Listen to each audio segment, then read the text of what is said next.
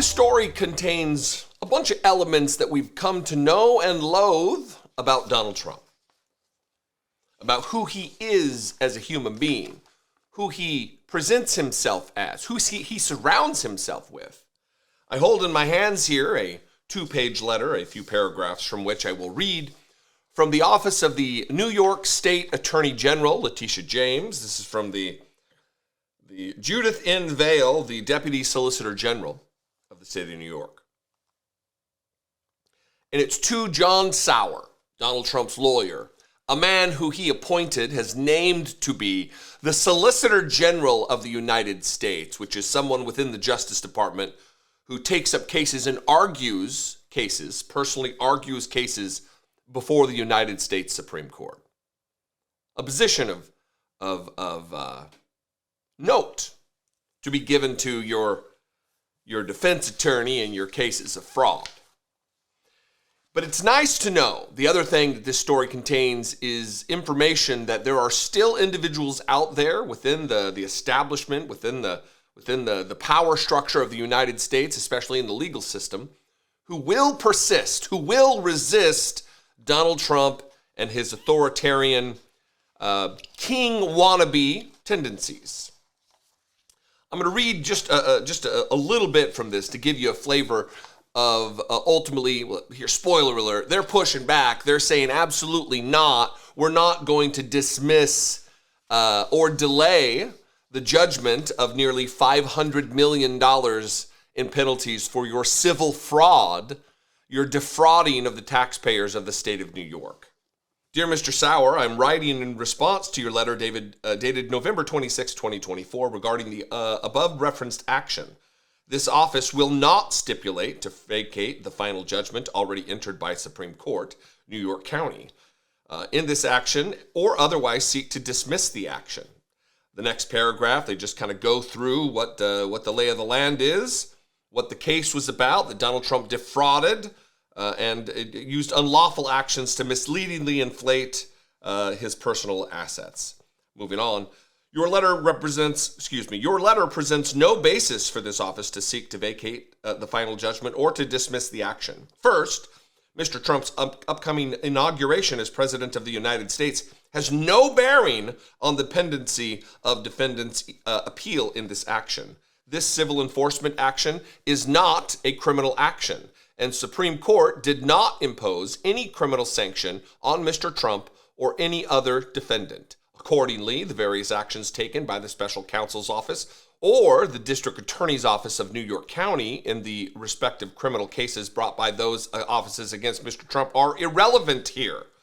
Contrary to your suggestion, the pendency of defendants' appeal during Mr. Trump's terms as president fully comports with the United States Constitution.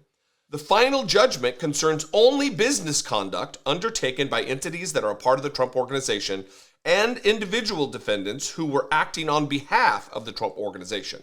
The judgment thus does not concern any conduct related to Mr. Trump's first term as president, nor does it implicate any conduct that Mr. Trump might undertake after his upcoming inaugurations.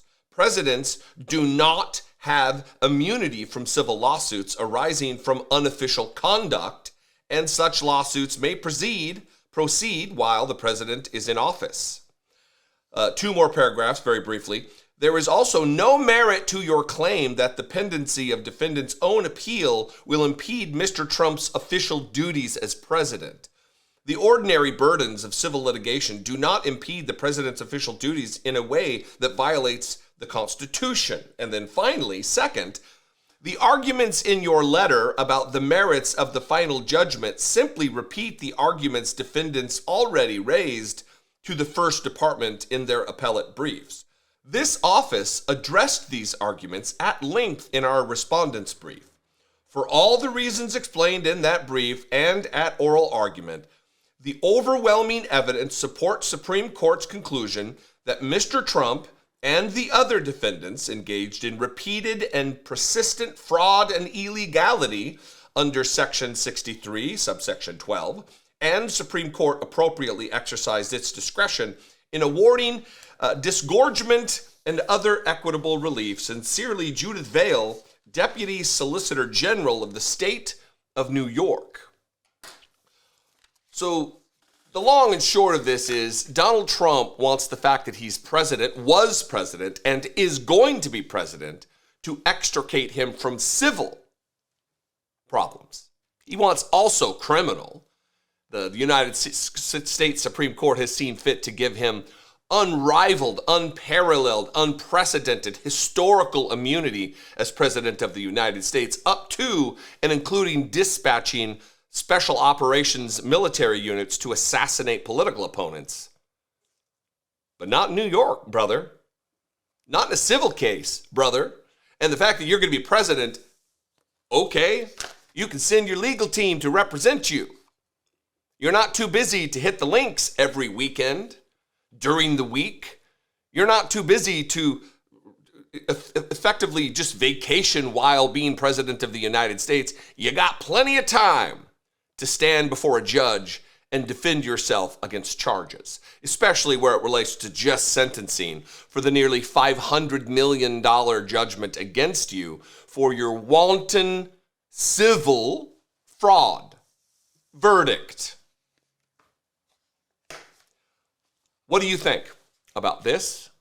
Listen, it absolutely does buoy my spirits. It is just one element in a morass of shit that we've been dealing with over the course of the last month or so. That there are still people out there who are in power who aren't going to bend the knee and kiss the ring of Donald Trump, who are going to stand fast to their principles and to legal judgments that have already come down. So this is good news as far as I'm concerned, but I welcome your opinion. You can comment below. You can also call the voicemail line 714-576-4054 or email me daily@dollemore.com. If you want to help support independent media, and this is the independent media outlet you'd like to, click the join button below, become a channel member for $2 a month. You can go to my Patreon page, patreon.com/IDoubtItPodcast. You can go over and buy some merch at dollemore.info, not dollemore.com, dollemore.info. And I appreciate you very much. I'll see you next time. Be genuine. Take care of one another.